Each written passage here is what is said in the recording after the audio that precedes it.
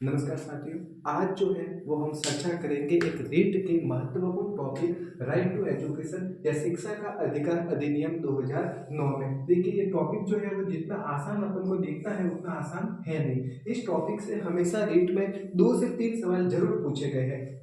अब ये कब लागू हुआ, कैसे लागू हुआ, शिक्षक अनुपात क्या है, वो सारी चर्चाएं जो है वो मैं दूसरे वीडियो इसका जो दूसरा पार्ट बनाऊंगा उसमें करूंगा। ये जो पहला पार्ट है इसका आरटीई 2009 का, इसमें अपन केवल और केवल चर्चा करेंगे कि इन 38 धाराओं को कैसे याद किया जाए। और मैं आपको विश्वास दिलाता हूँ, वादा करता हूँ कि ये जो वीडियो खत्म होगा तब तक आपको ये पूरी की पूरी 38 धाराएं जो है वो मुख्य जबान पे मुंह पे आपको याद रह जाएगी। मैंने पूरी 38 धाराओं की जो है वो आपके लिए ट्रिक बनाई है। तो अब वीडियो शुरू करते हैं। तो देखो पहली धारा नंबर 1 कि पहली धारा को अपन कैसे याद करें। तो मुझे एक बात बताओ, आरटीई 2009 लागू किया, सरकार ने इतना बड़ा काम किया, प्रधानमंत्री जी के अभिभाषण से ये जो कानून है वो अस्तित्व में आया। और ऐसा कानून ये देश का पहला कानून था जो सीधा प्रधानमंत्री जी के संबोधन से अस्तित्व में आया। सोचो 2009 से पहले तक कोई भी ऐसा कानून नहीं बना जिसको अस्तित्व में लाने के लिए खुद प्रधानमंत्री जी को संबोधन देना पड़े। तो ये कानून, तो अपन सबसे पहले एक एक से अपन क्या करेंगे, शुभारंभ। तो शुभारंभ में क्या करते हैं, इसको हमने लागू कर दिया। हमने इसको क्या कर दिया, लागू कर दिया। और लागू कब किसको किया, जम्मू कश्मीर को छोड़ के, क्योंकि आपको पता है 2009 में जम्मू कश्मीर को जो है वो धारा 370 के तहत विशेष राज्य का दर्जा दिया गया था। और जिस राज्य को विशेष राज्य का दर्जा दिया जाता है उसमें जो है आरटी 2009 लागू नहीं हुआ। वहां की जब तक विधानसभा है इस कानून को मंजूर नहीं कर लेती थी तब तक नहीं हुआ। इसलिए धारा 1 में क्या है कि लागू। और ये कानून कब लागू, ये कानून को लागू होने की जो हमें सूचना है वो कौन देता है, धारा 1। अब धारा 2 क्या कहती है, अब हमने इस कानून को लागू भी कर दिया तो अब हमें जो है वो कुछ महत्वपूर्ण शब्दावलियां भी तो बतानी पड़ेगी। तो हमने जो है वो परिभाषाएं बताई जो इसमें शब्दावली थी। अब इसमें कुछ कुछ ऐसे शब्द लिखे हुए थे जो लोगों के समझ में नहीं आ रहे थे, तो हमने शब्दावलियों की क्या दे दी, परिभाषा। कि साहब ये जो शब्दावली है ये इसकी परिभाषा है। अब देखो 3, धारा 3। तो अब 3 को अपन कैसे लिखते हैं इंग्लिश में, यही है 3। देखो ये 3 फ्री नहीं, अपन को वो ऐसे वो कंबाइन नहीं हो रहा कि 3 फ्री। तो ये 3 है, ये क्या है, ये 3 अपन को नहीं पढ़ना है, ये फ्री है। यानी कि धारा 3 में क्या कहा गया कि 6 से 14 वर्ष तक के बालकों को जो है वो निःशुल्क शिक्षा, 6 से 14 साल तक के बालकों को क्या देनी है, अपन को निःशुल्क शिक्षा। उनसे शिक्षा का कोई भी शुल्क नहीं लेना है। देखो 3 फ्री, अपन एक सीधा सा अपन बोलते हैं 3 फ्री, तो हो रहा है ना 3 फ्री। तो फिर ये 3 क्या है कि 3 को अपन को क्या समझना है, फ्री। और इसका मतलब क्या है कि 6 से 14 साल तक के बालकों को कैसी शिक्षा देनी है, फ्री शिक्षा देनी है, निःशुल्क शिक्षा देनी है। और ये जो लागू हुआ था ये हुआ था 1 अप्रैल 2010 को। 1 अप्रैल 2010 को पूरे भारत में लागू हो गया था, जम्मू कश्मीर को छोड़ के। अब जो है धारा 4, देखो 4 को अपन कैसे लिखते हैं हिंदी में, ऐसे चार ऐसे लिखते हैं अपन। इसके एक और आखिरी मात्रा लगा दीजिए, चारा। अब अपने पास कोई चारा नहीं है, कोई सहारा नहीं है। अगर कोई बच्चा 13 साल का है और वो विद्यालय आता है, उसको अ से अनार भी नहीं आता, फिर भी आपको जो है वो उस बच्चे को कौन सी क्लास में, 7वीं क्लास में एडमिशन देना ही पड़ेगा उसकी आयु के अनुरूप। आपके पास कोई सहारा नहीं है। पहले क्या होता था कि अगर किसी बच्चे को अ से अनार या एबीसीडी या वर्णमाला नहीं आती थी तो अध्यापक उस बच्चे को पहली क्लास में बैठा देते थे। लेकिन अब आपके पास ऐसा कोई चारा नहीं है, आपको जो है वो उसे आयु अनुरूप क्या देना पड़ेगा, परिवेश जो है वो देना ही पड़ेगा, चारा यानी कि आयु। तो ये धारा 4 क्या कहती है कि आयु अनुरूप परिवेश जो है वो बच्चे को देना पड़ेगा, आयु अनुरूप परिवेश। तो देखो इस तरह से जो है वो आप इन धाराओं को कितनी आसानी से याद कर सकते हैं कि 4 से अपन को क्या लिखना है, चारा। अब अपने पास कोई चारा नहीं है, कोई सहारा नहीं है, कोई भी बच्चा आया तो उसे आपको जो है वो एडमिशन देना ही पड़ेगा। और एडमिशन कैसे देना है, आयु अनुरूप परिवेश के लिए आप अगर उसको मना नहीं कर सकते हैं, आपके पास कोई सहारा नहीं है, परिवेश के लिए मना किया तो आपकी नौकरी जो है वो खतरे में आ सकती है। अब देखो 5 से आपको क्या याद रखना, पंजा। अब एक बच्चा आया स्कूल में और मैंने उसको ऐसे पंजा बता दिया कि ये देख ये पंजा है, ये क्या है, ये पंजा है। तो वो बच्चा अगले दिन से क्या कहेगा कि ये पंजा रखना आपके पास, मुझे दे दो सीधी टीसी। वो बच्चा क्या कहेगा कि ये पंजा तो रखो आपके पास और मुझे दे दो टीसी। मैं तो धारा 5 क्या कहती है कि कोई भी स्कूल जो है वो बच्चों को टीसी देने से मना नहीं कर सकती। क्या नहीं कर सकती? टीसी देने से मना नहीं कर सकता। कोई भी स्कूल जो है वो बच्चों को टीसी देने से मना नहीं कर सकता। अगर बच्चे की टीसी लेने की इच्छा है तो वो टीसी लेके जाएगा, उसको स्कूल रोक नहीं सकती कि नहीं मैं तो रोकूंगा, वो बच्चे को अब नहीं चलेगा। बच्चे को यदि आपने पंजा बताया, यार कैसे रखना है कि बच्चे को पंजा बताया तो बच्चा क्या कहेगा, पंजा रखो अपने पास और मुझे सीधी दे दो टीसी।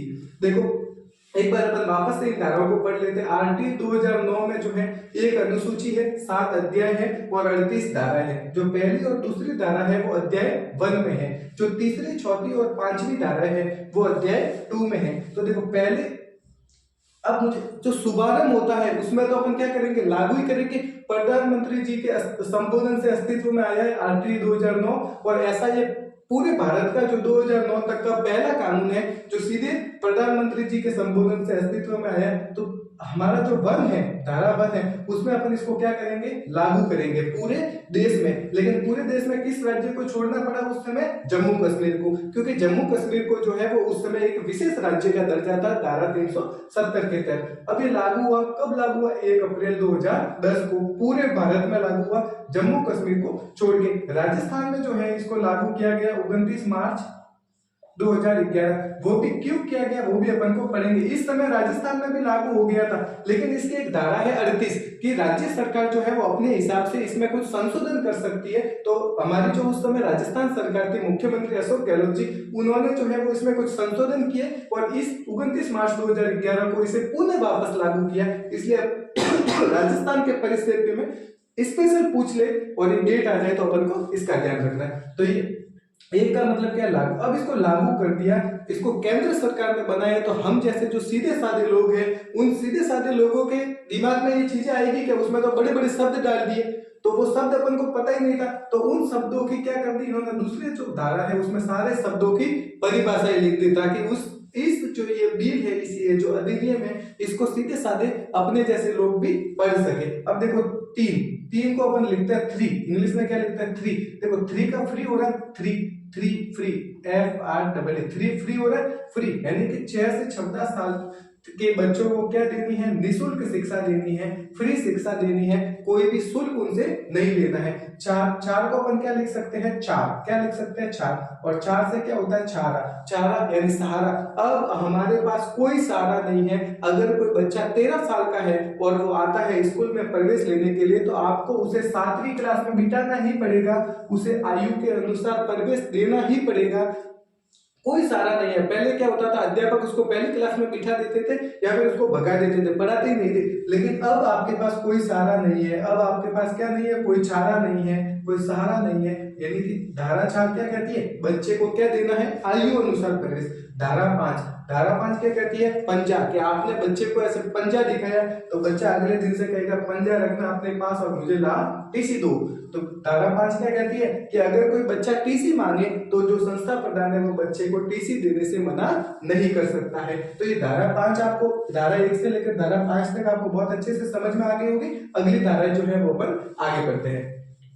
अब अपन जो है वो आगे की धाराएं पढ़ते हैं। तो ये जो धारा 6 से लेकर के धारा 11 तक है वो अध्याय 3 में आती है। तो देखो अब अपन जो है वो धारा 6 को भी कैसे याद करें, तो 6 को 6 दूनी 12, 6 दूनी 12 ही होता है। देखो 6 दूनी 12, बस ये तो मुझे लगता है आप रीट की तैयारी कर रहे हो तो आप सबको आता होगा कि 6 दूनी 12। अब 6 दूनी 12 को कैसे याद करें, देखो 1 और 2, यानी कि धारा 6 क्या कहती है कि कक्षा 1 से 5 तक का कोई बालक है तो उसके घर से विद्यालय की दूरी 1 किलोमीटर से अधिक नहीं होनी चाहिए। ये दूरी को अपन को क्या पढ़ना है, दूरी। और यदि कोई कक्षा 6 से 8 तक का बालक है तो उसके घर से जो है वो विद्यालय की दूरी 2 किलोमीटर से अधिक नहीं होनी चाहिए। देखो याद हो गई या नहीं हुई, धारा 6 दूनी 12।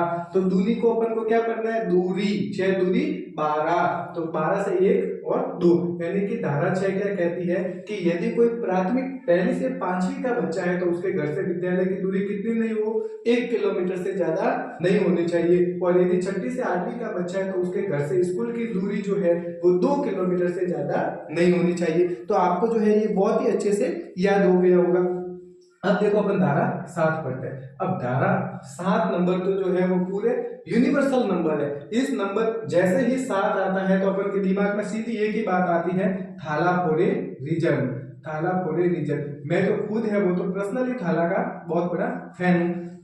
अब जो लोग क्रिकेट नहीं देखते उनको बता दूं कि जो 7 नंबर है वो महेंद्र सिंह धोनी के सीधा इंगित करता है। जैसे ही 7 नंबर आता है लोग किसका सोचते हैं, महेंद्र सिंह धोनी का। अब मुझे बताओ 7 नंबर जैसे ही आए अपने दिमाग में सीधा सा कौन आएगा, थाला। कौन आएगा, थाला। और यदि थाला से अपन को मिलना है तो अपन के पास क्या होने चाहिए, पैसे। अगर थाला से अपन को मिलना है तो अपने पास क्या होने चाहिए, पैसे। अब अपने पास पैसे नहीं है इसीलिए तो अपन थाला से नहीं मिल पा रहे। मेरा भी मन है कि मैं थाला महेंद्र सिंह धोनी से मिलूं, लेकिन क्या नहीं है, मेरे पास पैसे नहीं है। तो धारा 7 यही तो कहती है कि धारा की जो RT 2009 है इसका जो क्रियान्वयन होगा, इस क्रियान्वयन में वित्तीय अनुपात क्या रहेगा उसके बारे में जो है वो धारा 7 चर्चा करती है। तो जब ये लागू हुई उस समय वित्तीय अनुपात था 60:40, बीच में जो है वो वापस हुआ था 55:45। तो अभी आप जो है वो एक बार इसको कंफर्म कर लेना कि धारा ये जो वित्तीय अनुपात है केंद्र और राज्य के बीच में ये 60:40 है या 55:45 है। मैं भी इसमें थोड़ा सा कंफ्यूजन हुआ, हालांकि जो दूसरा पार्ट आएगा उसमें मैं आपको कंफर्म करके बता दूंगा। तो धारा 7 से आपको क्या याद रखना है, थाला। 7 से आपको क्या याद रखना है, थाला।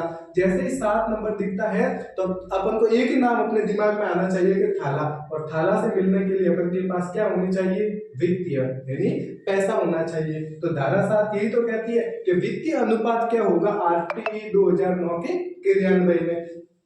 ठीक है, याद हो गया।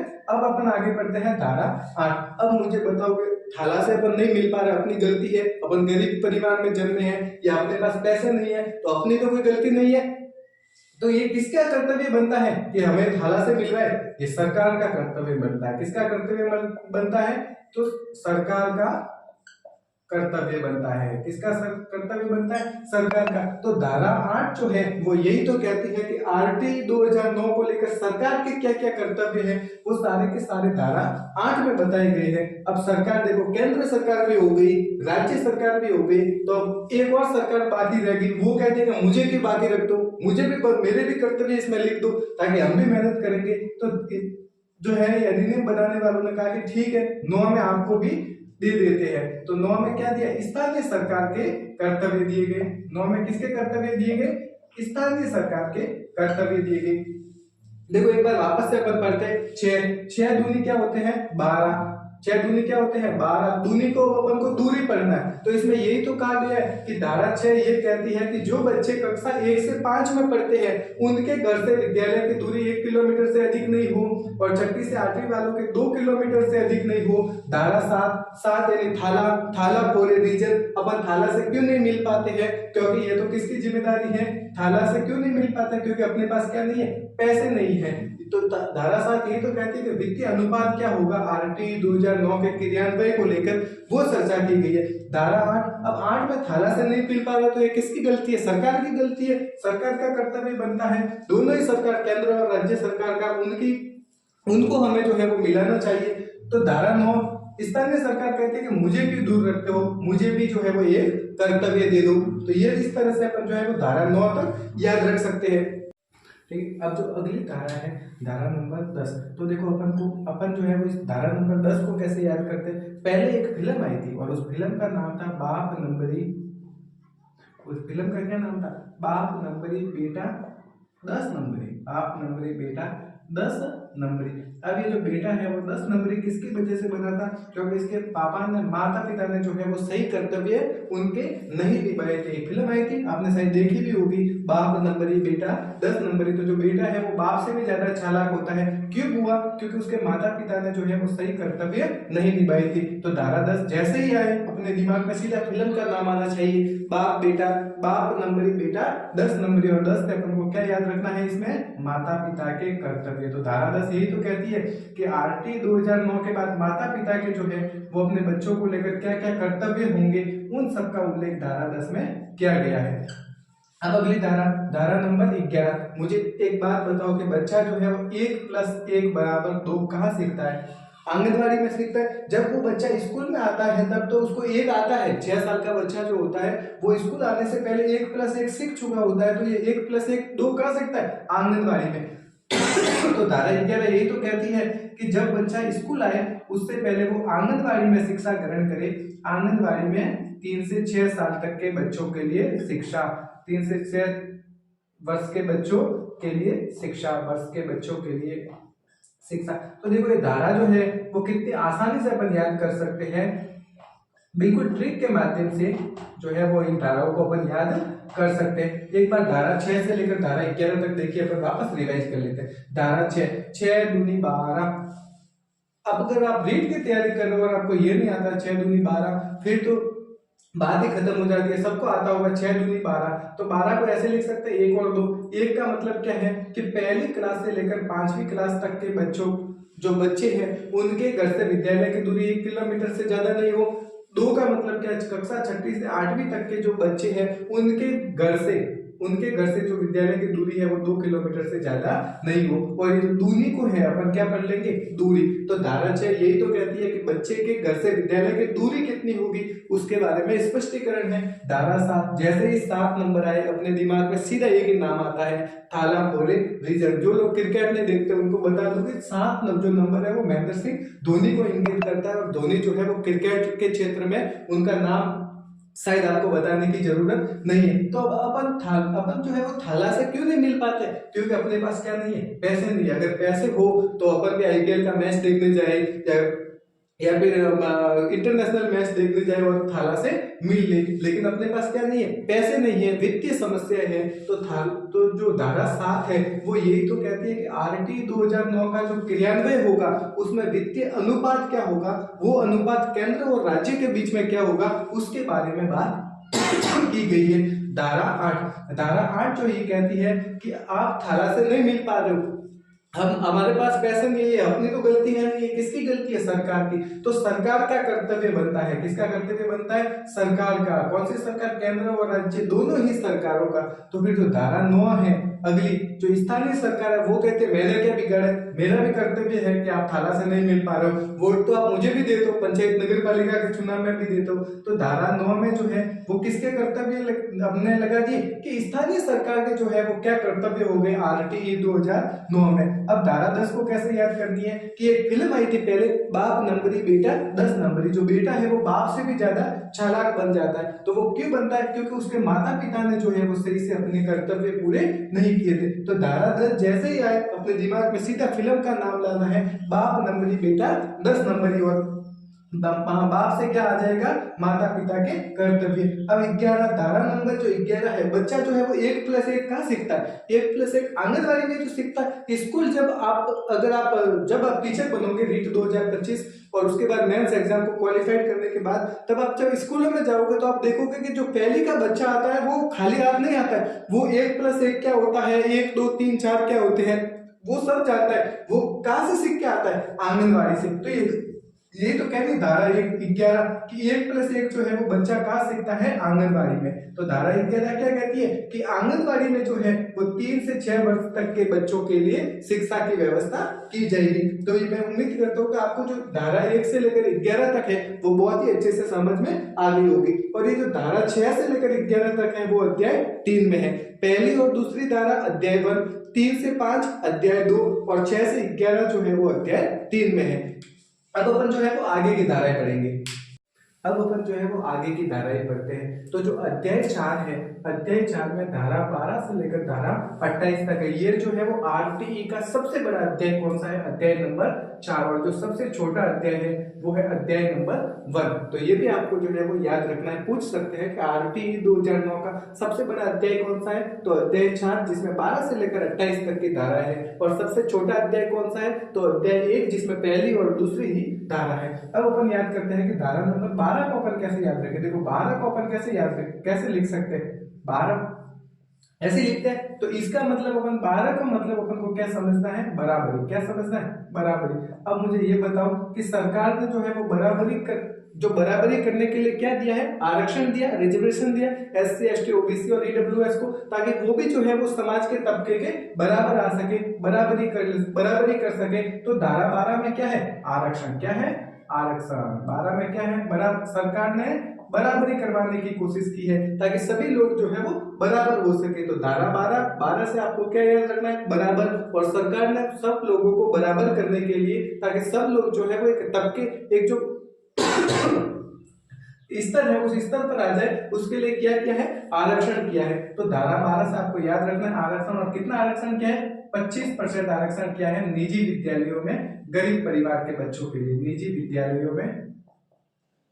विद्यालयों में जो निजी स्कूलें हैं उनमें क्या है, गरीब बच्चों के लिए कितना क्या है, 25%। ये भी आप ध्यान रखना, गरीब बच्चों के लिए। इन 25% बच्चों की जो फीस होगी उसका पुनर्भरण कौन करेगा, सरकार करेगी। कौन करेगी, सरकार करेगी। तो धारा 12 से आपको क्या याद रखना है, बराबरी। और सरकार ने बराबरी करवाने के लिए क्या दिया है, आरक्षण। तो धारा 12 यही तो कहती है कि RT 2009 की धारा 12 में जो है वो सरकार ने क्या किया है, जो निजी विद्यालय है उन विद्यालयों में गरीब परिवार के बच्चों को 25% आरक्षण दिया है। अब देखो धारा 13। अब देखो धारा 13 जो है वो क्या कहती है, 13 को अपन कैसे लिखते हैं, ऐसे लिखते हैं 13, ऐसे लिखते हैं। अब इसको ऐसे अपन ऐसे नहीं कहते कि तेरी मेरी हो जाएगी। 13 को क्या लिखना है, तेरी। और तेरी के साथ तो मेरी तो आता ही है। तो 13 को अपन क्या लिख सकते हैं, तेरी मेरी। 13 को क्या लिख सकते हैं, तेरी मेरी। और तेरी मेरी हमेशा कब होती है, पैसों की बात पे। कब होती है, पैसों की बात पे। किसी और बात पे तेरी मेरी होती है क्या, नहीं होती। मोस्टली जो तेरी मेरी का मतलब मारवाड़ी में इसको कहते हैं झगड़ा। अगर आप दूसरी लैंग्वेज में है तो आप शायद आप नहीं समझे, लेकिन जो मारवाड़ी है वो आराम से समझ जाएंगे कि जो तेरी मेरी है उस तेरी मेरी को क्या कहते हैं, झगड़ा। तो 13 से अपन को क्या याद रखना है, तेरी मेरी। और तेरी मेरी कब होती है, पैसों के लेकर। तो धारा 13 यही तो कहती है कि साहब अब जो है वो शांति से रहना है और तेरी मेरी नहीं करनी है, और आपसे जो है वो किसी भी तरह के पैसे जो है या फिर शुल्क नहीं लिया जाएगा, शुल्क नहीं लिया जाएगा। धारा 13 क्या कहती है कि तेरी मेरी हो जाएगी। 13, देखो 13 से अपन क्या लिख सकते हैं, 13 से क्या याद कर सकते हैं, तेरी मेरी, कि तेरी मेरी हो जाएगी। तो सरकार कहती है कि अभी तेरी मेरी नहीं करनी है, अभी सबको शांति से रहना है, इसलिए आपसे पैसे नहीं लेंगे, शुल्क नहीं लेंगे। तो धारा 13 यही तो कहती है कि जो 6 से 14 वर्ष तक का बालक है, जो पहली से 8वीं क्लास तक पढ़ रहा है, उससे किसी भी प्रकार का शुल्क नहीं लिया जाएगा। अब धारा 3 और धारा 13 में कंफ्यूजन मत रहना। धारा 3 जो है वो ये कहती है कि फ्री, निःशुल्क शिक्षा है, और धारा 13 ये कहती है कि शुल्क नहीं लिया जाएगा। अगर इसमें यह है कि अगर शुल्क ले लिया तो फिर आपके ऊपर जो है वो जुर्माना लग जाएगा। ये सरकारी विद्यालयों के लिए है। तो 13 से अपन को क्या याद रखना है, तेरी मेरी हो जाएगी। और तेरी मेरी कब होगी, जब शुल्क लेगी। तो सरकार ने कहा कि साहब तेरी मेरी नहीं करनी है, आपसे कोई भी शुल्क नहीं लिया जाएगा। अब जो है धारा 14, देखो धारा, और एक बार अपन धाराओं को जो है वो साइड में छोड़ते हैं। अगर धारा 14 से अपन को क्या याद रखना है, 2014। अब मुझे बताओ 2014 की एक बड़ी कोई अच्छी सी बात या कोई बड़ी बात जो इस पूरे देश को नहीं पूरे विश्व को प्रभावित कर रही है। तो 2014 की एक सबसे बड़ी बात क्या है, नई सरकार का जन्म। नहीं हुआ नई सरकार का जन्म, बताओ। नरेंद्र मोदी के नेतृत्व में जो है वो NDA ने केंद्र में सरकार बनाई। तो 2014 में क्या हुआ, नई सरकार का जन्म हुआ या नहीं हुआ, आप ही बताओ। 2014 में 2014 की मैं तो कहूं इंडिया के लिए सबसे मोस्टली घटना रही तो यही रही थी, नई सरकार का जन्म। NDA मोदी जी के नेतृत्व में NDA के घटक दलों ने जो है वो केंद्र में सरकार बनाई। तो 14 से आपको सीधा याद रखना है। अब देखो इसको काट दो, बस ये जन्म। तो जन्म प्रमाण पत्र, जन्म से अपन को क्या याद रखना, जन्म प्रमाण पत्र जो है वो नहीं चाहिए। देखो कितना आसानी से अपन याद रख सकते हैं कि धारा 14 का मतलब 2014, और 2014 में अपने देश में क्या हुआ था, एक नई सरकार का जन्म हुआ था। क्या हुआ था, नई सरकार का जन्म। तो धारा 14 यही तो कहती है कि जन्म प्रमाण पत्र जो है वो अब प्रवेश के लिए नहीं चाहिए। क्या है, नहीं चाहिए। अगर माता पिता एक शपथ पत्र भी दे देंगे तो भी आपको बच्चे का प्रवेश करना ही पड़ेगा। आप जन्म प्रमाण पत्र के लिए किसी भी बच्चे का एडमिशन जो है वो नहीं रोक सकते। अब देखो अगली धारा 15। मुझे एक बात बताओ, 15 × 2 कितने होते हैं। अब अगर आप रीट की तैयारी कर रहे हो और 15 × 2, ये तो आप आसान से बता सकते हो कि 30 होते हैं। क्या कितने होते हैं? 30 होते हैं। अब मुझे ये बताओ शिक्षक दिवस कब आता है? आप सब शिक्षक बनने की तैयारी कर रहे हैं, तो शिक्षक दिवस कब आता है? 5 सितंबर को आता है। तो 30 तो हमने लिख दिया, अब सितंबर ही तो और पीछे बचा है, तो सितंबर लिख दो, बस ये आ गया। तो धारा 15 यही तो कहती है कि 30 सितंबर तक जो है वो बच्चों के एडमिशन दिए जा सकेंगे। 30 सितंबर तक आप बच्चों को प्रवेश देने से मना नहीं कर सकते हैं। और ये जो 30 सितंबर तक है, ये 9वीं क्लास से लेकर 12वीं क्लास तक के प्रवेशों की लास्ट डेट होती है। 1 से 8वीं तक जो है वो प्रवेश चलते रहते हैं। तो धारा 15 क्या कहते हैं? 15 × 2 30।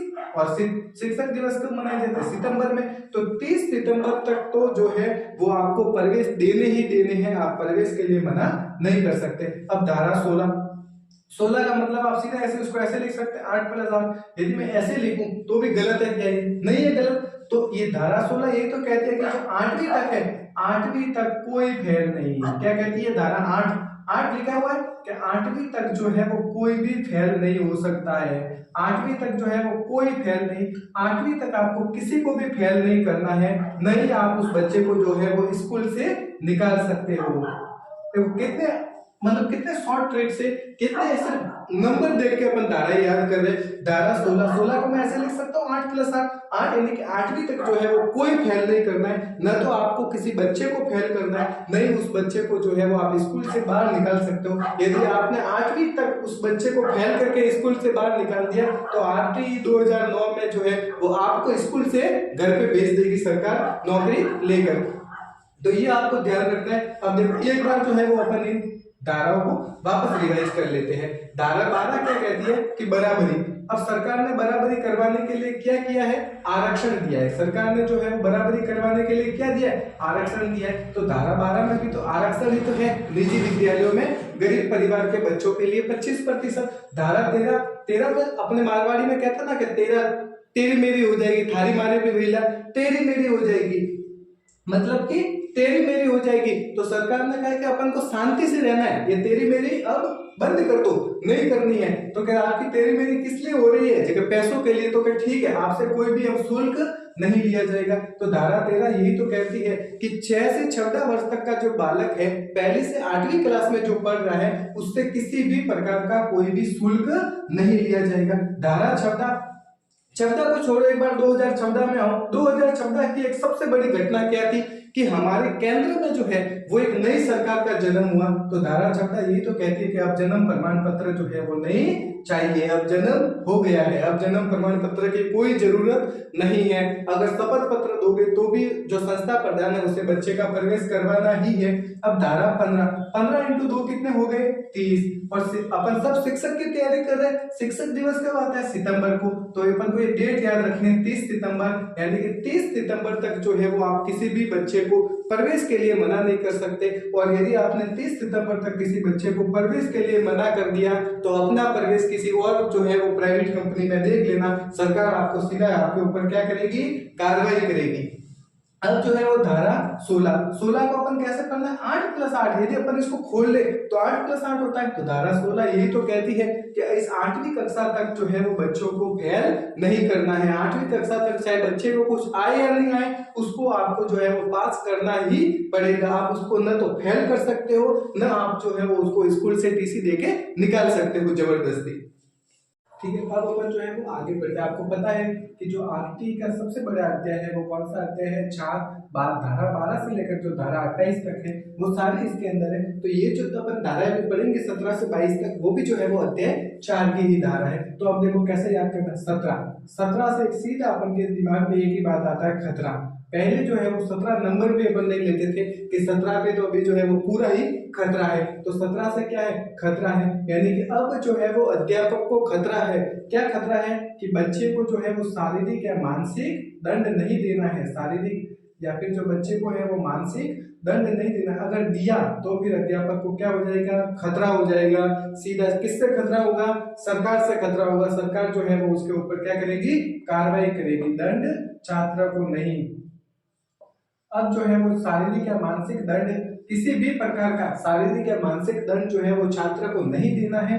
अगर दे दिया तो क्या हो जाएगा? अध्यापक किसमें आ जाएगा? खतरे में आ जाएगा। तो धारा 17 देखो, जो सरकार है जो ये जो आरटीई बनाने वाले थे, उन्होंने इन धाराओं को इस तरीके से बनाया कि अपन जो है उनको याद कर ले। अब बस वो तो अपनी गलती है कि अपन रटने बैठ जाते हैं, बल्कि देखो कितना अच्छे से इन्होंने लिखा है कि धारा 17 पे खतरा है कि किसको खतरा है, जगह शिक्षक को खतरा है, जगह क्यों खतरा है, जगह अब जो है वो बच्चे को किसी भी प्रकार का कोई शारीरिक या मानसिक दंड नहीं देना है। आपने दिया तो फिर क्या आपकी नौकरी किसमें आ जाएगी, खतरे में। तो इस तरह से जो है वो आपको याद रखना है। अब देखो 18 भारत में जो है वो ज्यादातर मान्यता कब मिलती है, 18 साल की उम्र में अपन को मिलती है मान्यता। वोट देने की मान्यता हो गई, जो महिलाएं हैं उन्हें शादी करने की मान्यता हो गई, घर से बाहर जाने की मान्यता हो गई, वयस्क होने की मान्यता हो गई। ये सारी मान्यताएं अपन को कब मिलती है, 18 साल की उम्र में मिलती है या नहीं मिलती है। तो धारा 18 यही तो कहती है कि मान्यता है, और किसकी मान्यता है कि अब निजी विद्यालयों को मान्यता लेनी पड़ेगी। कि कौन से विद्यालयों को, निजी विद्यालयों को जो है वो क्या करना पड़ेगा, मान्यता लेनी पड़ेगी। बिना मान्यता निजी विद्यालय नहीं चल सकते। बिना विद्यालय क्या होंगे, बिना मान्यता जो है वो निजी विद्यालय नहीं चल सकते। अब कितने अच्छे से इस धारा को बनाया है। मैं तो कभी कभी सोचता हूँ कि जिसने बनाया है वो जो है वो विद्यार्थियों का कितना बड़ा हितैषी होगा कि जो इन धाराओं को इस तरीके से सेट किया है ताकि बच्चे जो है वो आसानी से याद कर सके। देखो धारा 18 का मतलब भारत में यदि आप रहते हो, जब आप 18 साल के हो जाओगे तभी आपको मान्यता मिलेगी, चाहे वो किसी भी चीज की मान्यता हो, वोट देने की मान्यता, वयस्क होने की मान्यता, महिलाएं हैं तो उन्हें शादी करने की मान्यता, घर से बाहर जाने की मान्यता। तो धारा 18 यही तो कहती है कि मान्यता लेनी पड़ेगी। किसकी मान्यता लेनी पड़ेगी, निजी विद्यालयों को जो है वो अब विद्यालय संचालन की मान्यता लेनी पड़ेगी। अब जो है वो धारा 19 अगली। देखो मेरे स्कूल में जो है वो एक बार चेकिंग आई, फ्लाइंग आई, जो सीबीओ सर और वो आए, तो उन्होंने मुझे पूछा कि आपके स्कूल का वातावरण कैसा है। मुझे क्या पूछा कि आपके स्कूल का जो है वो वातावरण कैसा है, मतलब कौन सा वातावरण, भौतिक वातावरण। क्या आपके स्कूल में सुविधाएं कैसी है, खेल मैदान हो गए, शौचालय हो गए, कमरे हो गए। तो मैंने कहा कि ये मेरे से क्यों पूछ रहे हो, उनसे पूछ लो, उन बच्चों से पूछ लो। तो 19 से अपन को क्या याद रखना है, उनसे। क्या याद रखना है 19 से अपन को, उनसे। और उनसे क्या पूछना है कि बच्चों आपके वहां का भौतिक वातावरण क्या है। भौतिक वातावरण में क्या आ जाएगा कि खेल मैदान हो गए, खेल मैदान, शौचालय, कमरे, ये जो सब है विद्यालयों में, ये क्या होने चाहिए, अच्छे होने चाहिए।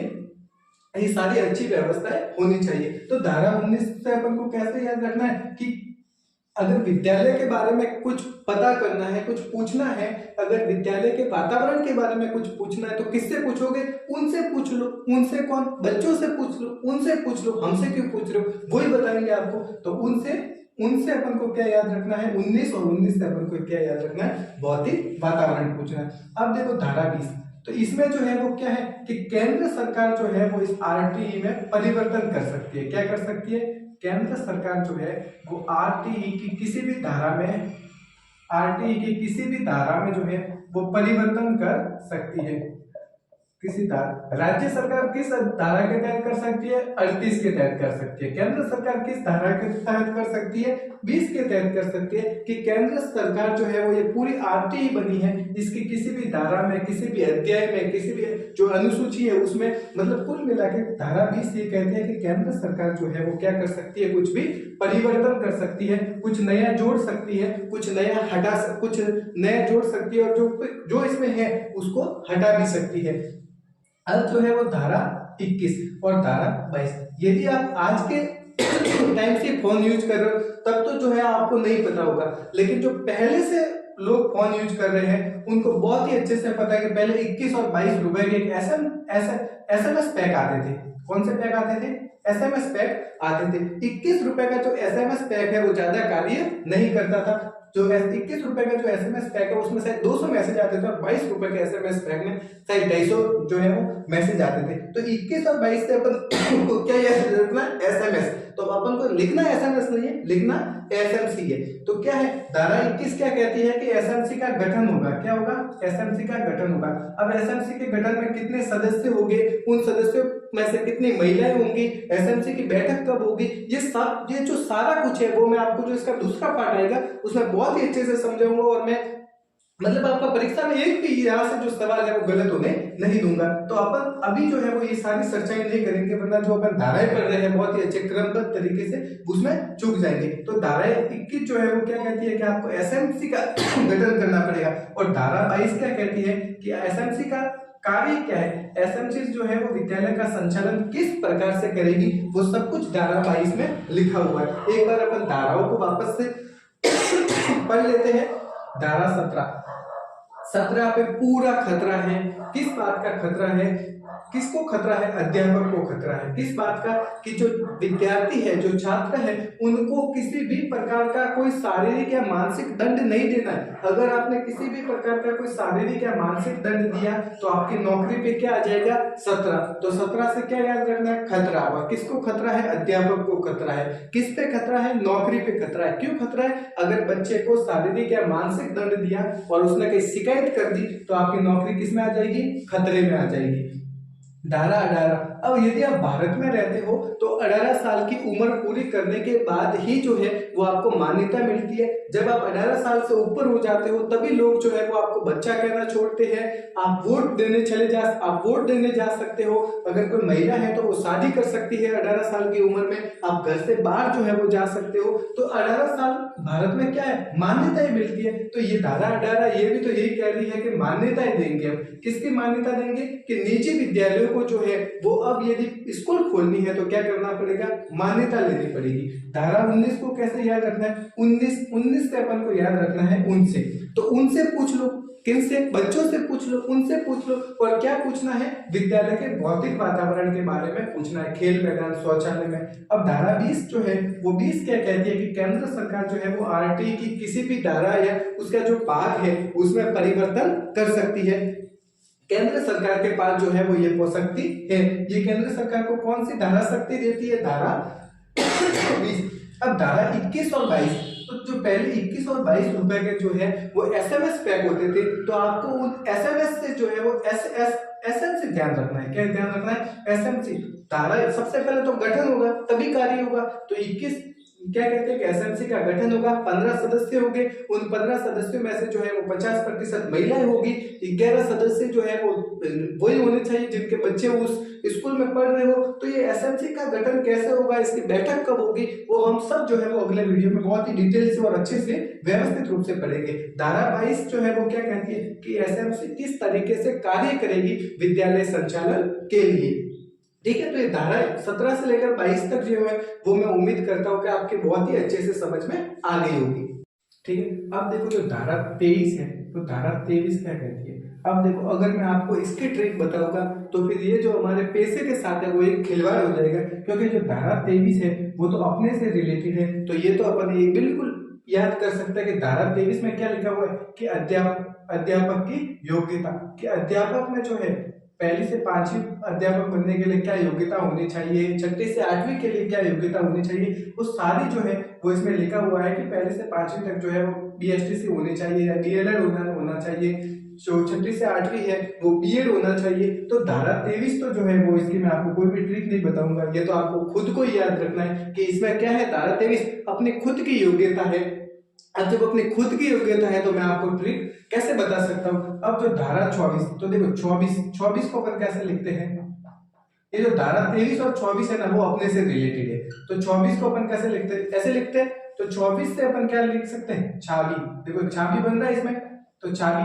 अब मुझे बताओ कि चाबी किसकी होती है चाबी किसकी होती है, कार की होती है। तो अपन इसको ऐसे याद रख सकते हैं कि इसमें क्या है, अध्यापक के कर्तव्य, अध्यापक के कार से अपन को क्या याद रखना है, कर्तव्य। तो धारा 24 जो है वो क्या कहती है कि अध्यापक के कौन कौन से कर्तव्य होंगे वो सारे के सारे धारा 24 में लिखे हुए हैं। धारा 23 और धारा 24 जो है वो अपने से रिलेटेड है। धारा 23 की तो मैं आपको कोई ट्रिक बताऊंगा नहीं, मुझे पता होगी तो भी नहीं बताऊंगा, क्योंकि इसमें तो जो है वो क्या छिपी हुई है, आपकी योग्यता छिपी हुई है धारा 23 में। तो और धारा 24, देखो 24 को अपन कैसे लिखते हैं, ऐसे। 24 का मतलब चाबी, और चाबी किसकी होती है, कार की होती है। तो धारा 24 में यही तो है, कार से कर्तव्य, किसके कर्तव्य, अध्यापक के कर्तव्य। अब जो है वो अपन पढ़ते हैं धारा 25। तो देखो जो धारा 25 है वो धारा 25 क्या कहती है यदि आप गणित के विद्यार्थी हो तो आपने अनुपात समानुपात अनुपात जो है वो प्रतिशत है, ये सारे जरूर हल किए होंगे अगर आप गणित के विद्यार्थी हो तो। गणित के विद्यार्थी नहीं हो, L1 के विद्यार्थी हो तो भी जो है वो रीट में ये प्रतिशत वाला टॉपिक है, तो एक नहीं लाभ आने वाला टॉपिक है। तो एक जो चीज है वो आपने जरूर देखी होगी कि जब भी नीचे 25 आता है तब प्रतिशत के अनुपात में अपन को बड़ी खुशी मिलती है। कैसे खुशी मिलती है? या 100 होते हैं, 25 और 4 ऐसे अपन काट देते हैं, बड़ी खुशी मिलती है। तो ये धारा 25 आपको जो है वो ऐसे ही याद रखनी है कि धारा 25 सबसे ज्यादा किस में आते हैं? अनुपात में आते हैं। तो धारा 25 यही तो कहती है अनुपात। अब किसका अनुपात? शिक्षक छात्र अनुपात, शिक्षक छात्र अनुपात। अब जो प्राइमरी लेवल के लिए और अपर प्राइमरी लेवल के लिए ये शिक्षक छात्र अनुपात क्या है, ये जो दूसरा पार्ट आएगा उस दूसरे पार्ट में मैं आपको बहुत ही डिटेल से और विस्तृत समझाऊंगा कि जो कितने बच्चे हो गए तब अपन को एक एचएम मिल जाएगा पीएस पे, यूपीएस पे कितने बच्चे हो गए तब अपन को एक एचएम मिलेगा, यदि 150 से अधिक बच्चे हैं तो कितने सर टीचर रहेंगे, कितने एचएम रहेंगे, 30 से यदि 200 से प्लस बच्चे हो जाते हैं तो जो प्राइमरी लेवल है वहां पर भी शिक्षक अनुपात 40, शिक्षक छात्र अनुपात जो है वो 40:1 रह जाता है। तो वो यदि मैं आप वो सारी चर्चा यहाँ पे करने लग जाऊं तो ये वीडियो भी बहुत बड़ा बन जाएगा और अपने जो धारा पढ़ने का क्रम है वो भी टूट जाएगा। इसलिए बस आपको एक बार ये इतना ही याद रखना है कि धारा 25, तो 25 सबसे ज्यादा किस में आते हैं? अनुपात में आते हैं, प्रतिशत में आते हैं। तो अपन को बस 25 से एक ही याद रखना है, अनुपात। और किसका अनुपात है? शिक्षक छात्र अनुपात। ये बात किस में कही गई है? धारा 25 में कही गई है। अब देखो धारा 26, अब 2025 में रीट प्री हो रही है, 2025 के अंत तक मेंस होने की भी पूरी उम्मीद है। तो 2026 में आपको क्या मिल जाएगी? पोस्टिंग मिल जाएगी। क्या मिल जाएगी? पोस्टिंग। में उम्मीद करता हूँ कि आप जितने भी रीट की तैयारी कर रहे हो सीरियस होके वो सब जो है वो 2026 में पोस्टिंग ले ले, ऐसी मेरी शुभकामना है आपके साथ। तो 2026 में अपन को 26 से अपन को क्या याद रखना है? 2026। तो 2026 में अपन को क्या मिल जाएगी? पोस्टिंग। तो पोस्टिंग मिलने के बाद क्या होगा कि 10% से अधिक पद जो है वो रिक्त नहीं रहेंगे। कितने परसेंट से अधिक? 10% से अधिक जो है वो पद, क्योंकि सारे भर जाएंगे, रिक्त नहीं रहेंगे। बढ़ जाएंगे या नहीं बढ़ जाएंगे? नहीं। अभी जो 7,000 की वैकेंसी है वो और भी बढ़ेगी, पक्का बढ़ेगी, क्योंकि अभी जो डीपीसी प्रस्तावित है, डीपीसी होने के बाद भी तो पद खाली होंगे, फिर जो छात्र है वो भी ट्रेड करवाएंगे, विरोध करेंगे, तो उसके बाद सरकार को पद बढ़ाने ही बढ़ाने हैं। तो आप निश्चित होकर जो है वो प्री और मेंस की अच्छे से तैयारी कीजिए। तो जो 26 है अपनी धारा 26, तो धारा 26 को कैसे याद रखना है कि 2026 में जो है वो आपको क्या मिल जाएगी? पोस्टिंग मिल जाएगी। और पोस्टिंग जब अपन को मिलेगी तो मुझे ये बताओ किसी भी विद्यालय में 10% से अधिक पद रिक्त रहेंगे क्या? तो धारा 26 ये तो कहती है कि किसी भी स्कूल में क्या नहीं होना चाहिए? 10% से अधिक पद रिक्त नहीं होने चाहिए। अब अपन इन चारों धाराओं को एक बार वापस पढ़ते हैं। अध्यापक 23, ये तो मुझे बताने की जरूरत ही नहीं पड़नी चाहिए। 23 यानी कि अध्यापक की योग्यता। 24 को अपन कैसे लिखते हैं? ऐसे। और 24 का मतलब क्या होता है? चाबी। 24 को अपन चाबी लिख सकते हैं। और चाबी किसकी होती है? कार की। चाबी किसकी होती है? कार की होती है मोस्टली।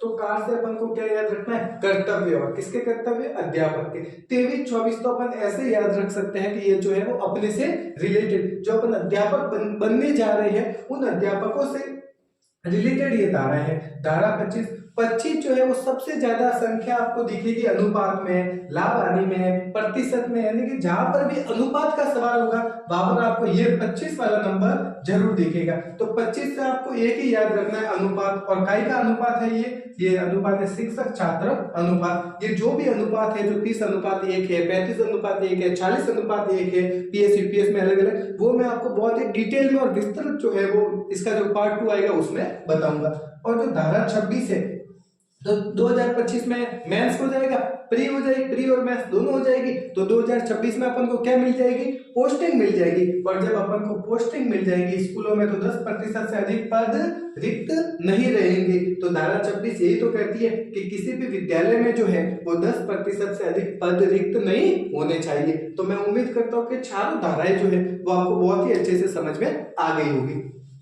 एक जो मैंने आपको बताया था कि जो सबसे बड़ा अध्याय है वो कौन सा अध्याय है? 4, जिसमें धारा 12 से लेकर के धारा 28 तक है। और जो सबसे छोटा अध्याय है वो है अध्याय 1 और अध्याय 5, दोनों में जो है वो दो दो धाराएं हैं। तो अगर आपसे पूछ ले परीक्षा में कि आरटीई का सबसे छोटा अध्याय कौन सा है, तो पहली बात तो वो 1 और 5 दोनों में से एक ही ऑप्शन देगा। और अगर दो ऑप्शन वो दे दे, अगर वो दोनों ऑप्शन जो है वो पहली बात देगा नहीं, तो आपको 1 या 5 ये दोनों जो है वो आरटीई के सबसे छोटे अध्याय हैं। तो अब अपन जो पढ़ते हैं वो 27, धारा नंबर 27। तो देखो 27 को अपन ऐसे ही लिखते हैं 27, ठीक है, ऐसे ही लिखते हैं। तो 27 से अपन को क्या लिखना है, सताना, क्या लिखना है। तो अब ये धारा 27 कहती है कि अध्यापक को सताना नहीं है। पहले क्या है, जितने भी काम होते थे वो अध्यापक के ऊपर डाल देते थे, जिससे अध्यापक परेशान रहता था। अब आरटीई कानून आया तो इसमें कहा गया कि अध्यापक को बिल्कुल भी परेशान नहीं करना है, बिल्कुल भी सताना नहीं है। तो सरकार ने कहा कि अपन थोड़े बहुत तो इनको काम दो। तो फिर क्या कहा गया कि सताना में कितने अक्षर है, तो बोले कि 3 अक्षर है, तो इनको सिर्फ 3 ही काम देने हैं। कि कौन कौन सा काम देना है इनको बताओ, तो सबसे पहले इनसे जनगणना करवा दो। ये काम 10 साल में एक बार होता है, तो ये ज्यादा परेशान नहीं होंगे। तो इन्होंने कहा कि बिल्कुल हम कर लेंगे। टीचर ने कहा दूसरा काम जो है वो इनसे चुनाव करवा लो, ये 5 साल में एक बार ही होता है, तो इसमें भी ये परेशान नहीं होंगे। तो इन्होंने, टीचर ने कहा बिल्कुल करवा लेंगे, हम 5 साल में एक बार करवाए, फिर बच्चों को पढ़ाना ही है। तीसरा जो काम है वो कहेगा आप इनको प्राकृतिक आपदा में लगा दो।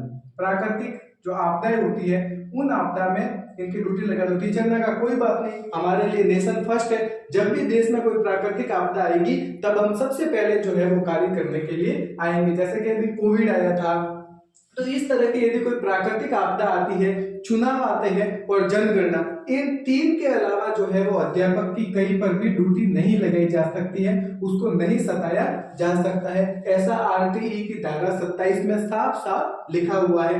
अब जो है वो धारा 28। तो देखो धारा 28 को अपन को कैसे याद रखना है कि 2 + 8 कितने होते हैं, 10।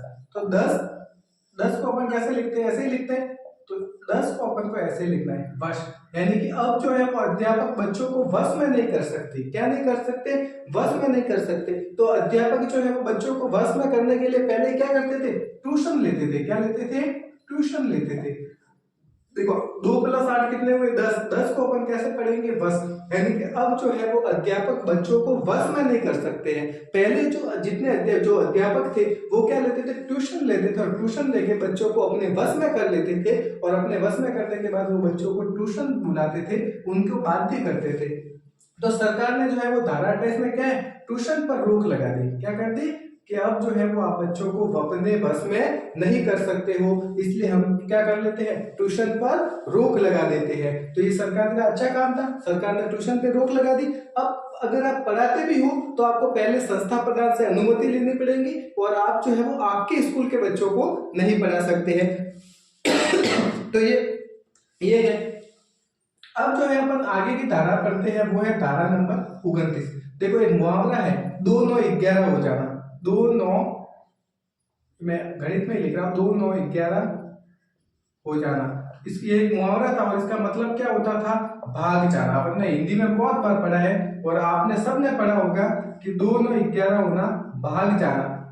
अब मुझे बताओ कि बच्चा जो है वो स्कूल से कब भागता है, कब भागता है, जब उसका सिलेबस पूरा हो जाता है, जब उसका जो है वो पाठ्यक्रम पूरा हो जाता है। तो धारा 29 जो है वो यही तो कहती है कि पाठ्यक्रम निर्माण कैसे होगा।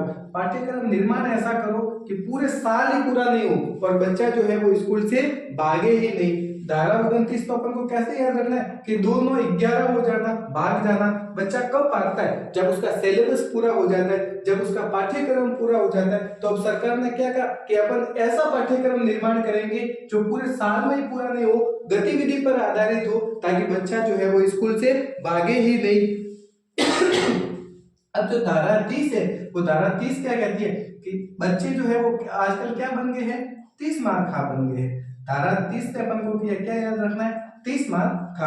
आजकल के बच्चे वास्तव में बन गए हैं 30 मार्क का। एक तरह से स्टाइलिश तरीके से आना, पहले अपने समय में और आज के जो बच्चों के समय है उसमें बहुत परिवर्तन आया है। तो धारा 30 को अपन कैसे याद रखते हैं कि 30 मार्क खा। अब बच्चा आजकल 30 मार्क खान बने हुए, तो 30 मार्क खान क्यों बने हुए हैं, क्योंकि सरकार ने क्या है, बोर्ड परीक्षा हटा दी है। सरकार ने क्या किया है, बोर्ड परीक्षा हटा दी है। बोर्ड परीक्षा जो है वो सरकार ने क्या किया है, हटा दी है। तो धारा 30 से अपन को जो है वो क्या याद रखना है, 30 मार खाम। और बच्चे जो है वो 30 मार खा क्यों बने, क्योंकि सरकार ने जो है वो बोर्ड परीक्षाएं हटा दी है। सरकार ने कहा है कि अब 8वीं तक कहाँ तक हटाइए, 8वीं क्लास तक, मतलब पूरी 12वीं तक नहीं हटाइए, 8वीं क्लास तक जो है वो सरकार ने बोर्ड परीक्षा हटा दी है। इसलिए बच्चे क्या हो गए हैं, 30 मार खा। पहले जो है 5वीं के बोर्ड देते थे, 8वीं के बोर्ड देते थे, इसलिए बच्चे जो है वो पढ़ाई करते थे, सीधे रहते थे। आजकल के जो छोटे बच्चे हैं वो 30 मार खा हुए घूमते हैं, क्योंकि उनको पता है कि अपन को बोर्ड परीक्षा जो है वो देनी नहीं है। तो धारा 30 से अपन को क्या याद रखना है, 30 मार खा। और बच्चे 30 मार खा क्यों हुए घूम रहे, क्योंकि सरकार ने क्या कर दिया है, बोर्ड परीक्षाएं हटा दी है। एक बार अपन वापस इनको पढ़ लेते हैं। धारा 27 है वो क्या कहती है कि अध्यापक को सताना नहीं है। अध्यापक को क्या नहीं करना है, सताना नहीं है। पहले क्या है, जितने भी काम होते थे ना वो अध्यापक के सर पे डाल दिए जाते थे कि अध्यापक जी अपने आप करेंगे। लेकिन आरटी 2009 की धारा 27 स्पष्ट कहती है कि अध्यापक को सताना नहीं है, अध्यापक से सिर्फ 3 काम करवा लो। सताना में 3 अक्षर है तो सिर्फ 3 काम करवा लो। पहला, जनगणना 10 साल में एक बार होगी ताकि बच्चों की हर साल पढ़ाई खराब नहीं होगी। चुनाव 5 साल में एक बार होगी ताकि बच्चों के जो है वो पढ़ाई बार बार खराब नहीं होगी। प्राकृतिक आपदा, हम सब चाहते हैं कि प्राकृतिक आपदा जो है वो भारतीय किसी भी देश में नहीं आए, क्योंकि इससे जो है जान माल का ज्यादा नुकसान होता है। फिर भी अगर कोई प्राकृतिक आपदा आ जाती है तो अध्यापक ही नहीं, हर भारत का जो नागरिक है वो बढ़ चढ़कर उस प्राकृतिक आपदा में कंधे से कंधा मिलाकर जो है वो सरकार के साथ खड़ा रहता है और प्राकृतिक आपदा में काम करता है।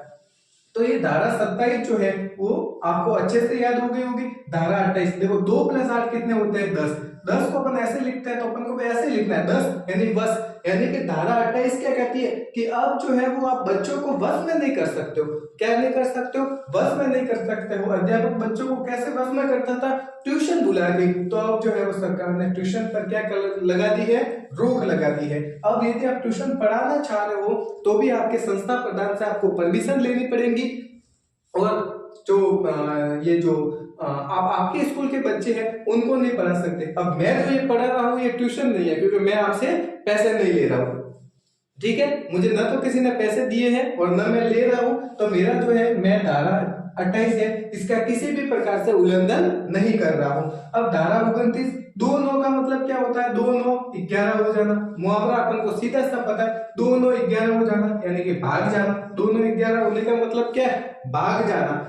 तो बच्चा जो है वो स्कूल से कब भागता है, जब उसका सिलेबस पूरा हो जाता है। कब भागता है, सिलेबस पूरा हो जाता है। तो धारा 29 यही तो कहती है कि अब गतिविधि आधारित ऐसा सिलेबस बनाओ, ऐसा पाठ्यक्रम निर्माण करो कि बच्चा जो है वो पूरे साल नहीं भागे, पूरे साल जो है वो स्कूल में बैठा रहे। धारा 30 जो है वो क्या कहती है, 30 से अपन को क्या याद रखना है, 30 मार खा।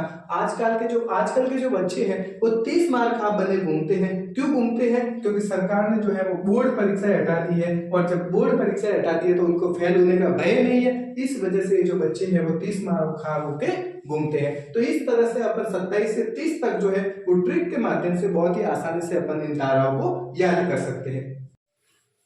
अब जो है वो अपन आगे की धाराएं पढ़ते हैं। अध्याय 6 पढ़ते हैं। अध्याय 5 हमने पढ़ चुके हैं, अब जो अध्याय 6 और अध्याय 7 बचे हैं। तो अध्याय 6 में कितनी धारा है, धारा 31 से लेकर धारा 34 तक। अब बच्चों ने कहा कि आपने जो है वो धारा 30 तक हमें पढ़ा दिया, हमारे लिए सब कुछ कर दिया, हमको पढ़ाने के लिए सब कुछ, लेकिन अगर हमारा हनन हो, अगर हमारा शोषण हो, अगर हमारे साथ कोई दुर्व्यवहार हो, तब हम क्या करेंगे स्कूलों में। तो सरकार ने कहा कि ये भी आपकी बात जो है वो बिल्कुल सही है। इसलिए सरकार ने जो है वो धारा 31 में क्या कहा कि बाल अधिकार, अगर बच्चों के कोई किसी अधिकारों का हनन हो रहा है तो बाल अधिकार हनन संबंधी शिकायत करनी है। हनन संबंधी शिकायत क्या करेगा वो बच्चा, स्कूल में करेगा संबंधी शिकायत। बाल अधिकार हनन संबंधी शिकायत जो है वो कहां पर होगी, धारा नंबर 31 में होगी।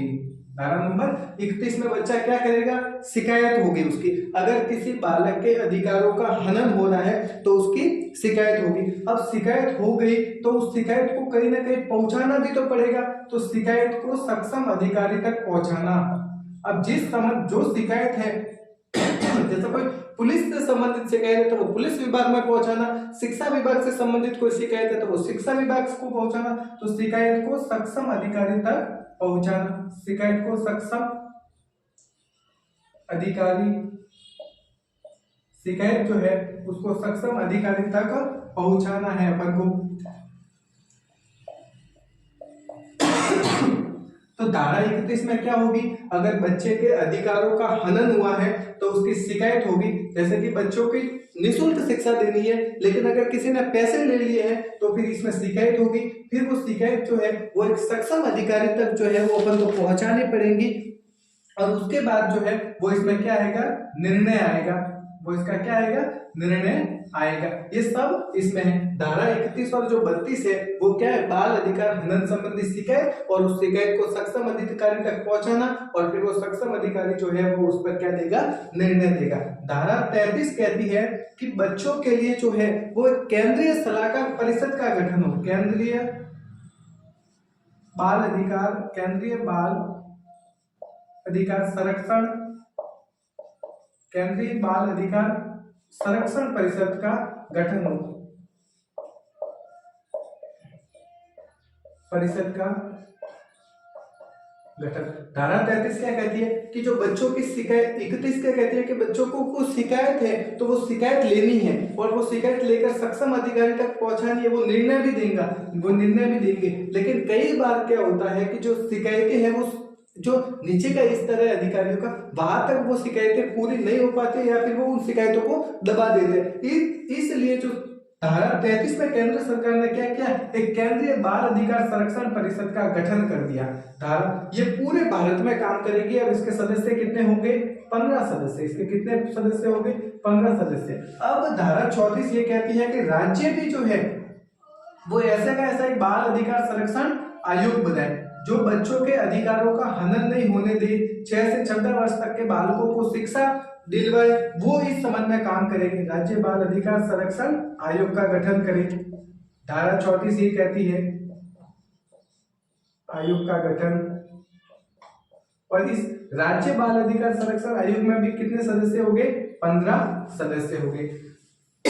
देखो धारा 31 क्या कहती है कि यदि बच्चों को जो अधिकार दिया है, शिक्षा का अधिकार है, जो 6 से 14 वर्ष तक के बालकों का, यदि उसका हनन हो रहा है तो फिर उसकी क्या करनी है, शिकायत करनी है। जैसे ही शिकायत की तो धारा 32 क्या कहती है, उस शिकायत को सक्षम अधिकारी तक पहुंचाना है कि कौन जो है वो उस शिकायत का समाधान कर सकता है, और जो सक्षम अधिकारी है वो उस पर निर्णय सुनाएगा, और जो भी वो शिकायत होगी उसका समाधान करेगा। तो 31-32 होगी। धारा 33 ये कहती है कि कई बार जो अधिकारी है वो भी अपने कामों में लापरवाही बरत देते हैं, तो कोई ऐसी परिषद भी होनी चाहिए जो उन अधिकारियों को सीधे निर्देश दे सके। इसलिए कौन सी एक परिषद बना दी, केंद्रीय बाल अधिकार संरक्षण परिषद का गठन कर दिया धारा 33 में। और अब ये तो पूरे भारत में काम करेगी तो बहुत ज्यादा इनके पास काम हो जाएगा। इसलिए धारा 34 में कहा कि एक काम करो, जितने राज्य हैं उनके भी एक एक राज्य बाल अधिकार संरक्षण आयोग बनवा दो, ताकि जो है वो बालकों के अधिकारों का संरक्षण अब बेहतर तरीके से कर सके। तो मैं उम्मीद करता हूँ कि जो आपको अध्याय 6 है, धारा 31, 32, 33 और 34 है, वो आपको बहुत ही अच्छे से समझ में आ गई होगी। अब जो अपन पढ़ेंगे वो अंतिम अध्याय है, अध्याय 7, धारा 35 से लेकर धारा 38 तक। ठीक है, तब अपन जो आगे बढ़ते हैं, ये जो धारा 35 से लेकर है, ये सारी की सारी जो धारा है वो अध्याय 7 में है। तो अध्याय 7 में टोटल कितने धारा है, 4 धारा है, 35 से लेकर 38 तक। देखो अब अपन जो है वो इसको पढ़ते हैं। सबसे पहली धारा है धारा 35। तो अब हमने जो है वो बाल अधिकार, केंद्रीय बाल अधिकार संरक्षण आयोग बना दिया, राज्य बाल अधिकार संरक्षण आयोग बना दिया धारा 33 और 34 में। तो वो अधिकारियों को कुछ ना कुछ निर्देश तो देंगे ही ना। तो 35 में उन्होंने क्या किया कि अधिकारियों को निर्देश दिए। किसको निर्देश दिए हैं, अधिकारियों को निर्देश। और निर्देश कौन देता है, सरकार देती है। तो अधिकारियों को जो है वो सरकार निर्देश जो है वो धारा 35 के अंदर जारी करती है। धारा जो आरटी 2009 की धारा 35 है उसमें स्पष्ट लिखा हुआ है कि जो समुचित सरकार है वो समय समय पर अधिकारियों को निर्देश प्रदान करेगी कि उन्हें आरटी 2009 का क्रियान्वयन किस प्रकार से करना है। अब कई बार क्या होता है कि बहुत सारे सरकारी कर्मचारी भी जो है वो अपने कार्यों में लापरवाही रखते हैं। तो धारा 9 क्या कहती है, धारा 36 क्या कहती है कि यदि आरटी 2009 के क्रियान्वयन में आपने कोई गड़बड़ की तो फिर आपके विरुद्ध किस धारा के तहत कार्रवाई होगी, धारा 36। तो सरकारी कर्मचारियों के गलत व्यवहार के विरुद्ध शिकायत, सरकारी कर्मचारियों के गलत व्यवहार के विरुद्ध शिकायत, अब ये देखो सरकारी कर्मचारी है और वो खुद आरटीई 2009 का उल्लंघन कर रहा है, गलत व्यवहार कर रहा है, तो उसके विरुद्ध जो है वो धारा 36 के तहत कार्रवाई होगी और इसके लिए जो है वो सक्षम अधिकारी की अनुमति भी इसी धारा के अंतर्गत ली जाएगी। अब जो है धारा 37 वो क्या कहती है कि हमने सरकारी कर्मचारी का कोई गलत व्यवहार है तो उसके विरुद्ध शिकायत तो कर दी, अब अपन क्या करेंगे, जांच की जाएगी। तो धारा 27 क्या कहता है कि उस शिकायत की क्या होगी, जांच की जाएगी और फिर उस शिकायत में निर्णय दिया जाएगा और जो निर्णय दिया जाएगा बाल अधिकार संरक्षण आयोग द्वारा, उसको न्यायालय में भी अपन जो है वो चुनौती नहीं दे सकते, बात जो है वो अपन नहीं कर सकते। सरकार ने आरटीई 2009 को इतना सक्षम बना दिया है कि इसमें जो भी आपके विरुद्ध शिकायत हुई है, जो जांच निर्णय आया है, उसको आप कोर्ट में भी जो है वो चैलेंज नहीं कर सकते हैं। और धारा 38 क्या कहते हैं, अब देखो भारत जो है वो एक बहुत बड़ा देश है, हर राज्य की अपनी अलग अलग भाषा है, अपने अलग अलग संस्कृति है, तो केंद्र सरकार ने इस चीज को समझा और केंद्र सरकार ने कहा कि धारा 38 में जो है वो राज्य सरकार को ये शक्ति दी गई कि वो इस अधिनियम को जो है वो अपने हिसाब से संशोधित करके अपने अपने राज्य में जो है वो लागू कर सकती है। तो इसमें क्या दिया गया, राज्य सरकार को अधिनियम में संशोधन का मौका। हमारे जो राजस्थान में उस समय मुख्यमंत्री थे अशोक गहलोत, उन्होंने धारा 38 के तहत ही आरटीई 2009 में कुछ चेंजेस करके इसे 29 मार्च 2011 को जो है वो लागू किया गया। तो राज्य सरकार को अधिनियम में बदलाव या फिर वही अपन कह सकते हैं संशोधन, बदलाव कर सकते हैं। जो राज्य सरकार है वो इस आरटीई 2009 में जो है वो अपने हिसाब से कुछ बदलाव कर सकते हैं, लेकिन ज्यादा बदलाव नहीं कर सकते। ऐसा नहीं कि पूरा ही बदल दे, तो वो पूरा नहीं बदल सकते हैं। जो उस समय अशोक गहलोत जी थे, उन्होंने आरटीई की धारा 38 के तहत ही क्या किया था, 29 मार्च 2011 को जो है वो इसे लागू किया था राजस्थान में पुनः। और अभी जो है वो आपने सुना होगा कि 5वीं और 8वीं बोर्ड के एग्जाम होते हैं, वो भी जो है वो धारा 38 के तहत ही राज्य सरकार ने वापस से 5वीं और 8वीं बोर्ड जो है वो बना दिए। हालांकि उसमें एक बिंदु वापस डाल दिया कि आप इन दोनों क्लासों में जो है वो किसी को फेल नहीं कर सकते हैं। आप 5वीं में तो किसी को सप्लीमेंट्री भी नहीं दे सकते हैं। आप 8वीं में किसी को भी अगर कोई बच्चा नहीं पढ़ पा रहा है तो उसको आपको सप्लीमेंट्री देनी पड़ेगी। अगर वो सप्लीमेंट्री में नहीं बैठता है तो फेल है, लेकिन अगर वो सप्लीमेंट्री में बैठ गया तो फिर आप उसको फेल नहीं कर सकते हैं। मतलब कि पूरा इस अधिनियम को जो है वो आप चेंज नहीं कर सकते। तो ये थी आरटीई 2009। मैंने आपको धारा 1 से लेकर के धारा 38 तक जो है 7 अध्याय में थी, वो बहुत ही अच्छे से ट्रिक से समझा दिया है। मैं उम्मीद करता हूँ कि आपको जो है वो ये पूरा आरटीई 2009 की 38 धाराएं जो है वो याद हो गई होगी। अब अपन जो इसका कल जो है वो पार्ट 2 लेके आएंगे और उस पार्ट 2 में अपन बात करेंगे कि आरटीई 2009 क्यों आया, कैसे आया, शिक्षक छात्र अनुपात क्या है, एसएमसी क्या है, वो सब कुछ जो है वो अपन इसका दूसरे पार्ट में बात करेंगे। तो धन्यवाद साथियों।